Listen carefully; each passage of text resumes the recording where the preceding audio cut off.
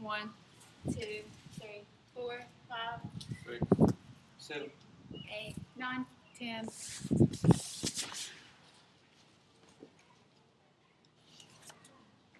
We have all heard we should not drink and drive, but is it really a big deal? Today I will discuss drinking and driving. Because a childhood friend's father died from an accident because of drinking and driving, this is an important topic to me. I've often wondered about the effects of alcohol on driving and the outcome and consequences of drinking and driving. I researched them all so I can learn all I can. To show you drinking and driving is risky, I will discuss the effects on the body, drinking and driving statistics, and the penalties for drinking and driving. To start, I will cover the impact on alcohol has on the brain and reflexes. To understand the risk, it is important to know what happens when you consume alcohol. According to the National Institute on Alcohol Abuse and Alcoholism, alcohol is a depressant. It depresses the central nervous system, causing a huge impact to the body within minutes of it passing into the bloodstream. It makes it difficult to think clearly, move with coordination. If you're unable to move with coordination, it can lead to accidents. It causes hazy thinking, slowed reaction time, dulled hearing, impaired vision, and weakened muscles. The only thing is time that can sober a person up. The consequences of driving by people who are experiencing these side effects are shown in drunk driving statistics. Although drinking and driving has decreased over the past decade, the statistics are still astonishing. While all demographics are guilty of driving drunk, a few are more likely to drive drunk.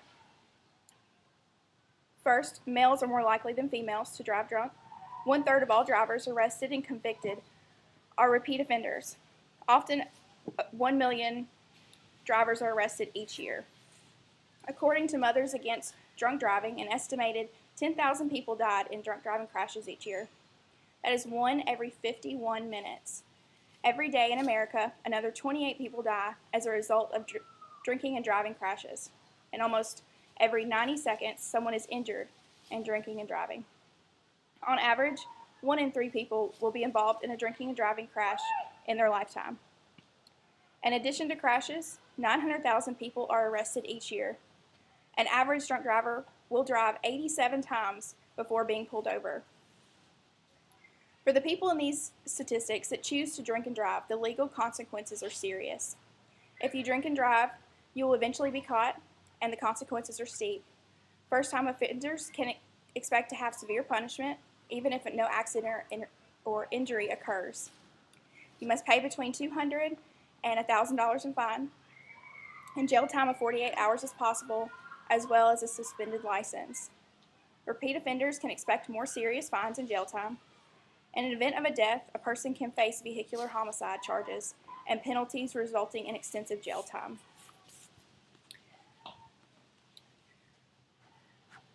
I've got a visual aid here. This just shows that not everyone who's hit by a drunk driver actually dies. This girl was 20 years old when she was in her accident, and this is her at 23. A DUI, you just can't afford it. And this is also a reproduction of a crash, a drunk driving crash, that a lot of people do for a prom promise at schools.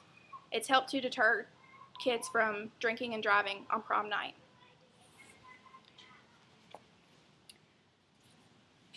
The consequences are huge. Think about not only the financial and legal consequences, but the impact to lives. Allow me to close with this. Today I shared with you the impacts of alcohol on the body, how often people cause loss of life and legal consequences of making this choice. Drinking and driving is crazy. Before you jump into a car after drinking, think about the risk. Drinking and driving has very expensive legal costs as well as personal costs that can't be measured in dollars. I hope everyone takes this information to make the right choice, because drinking and driving is a big deal.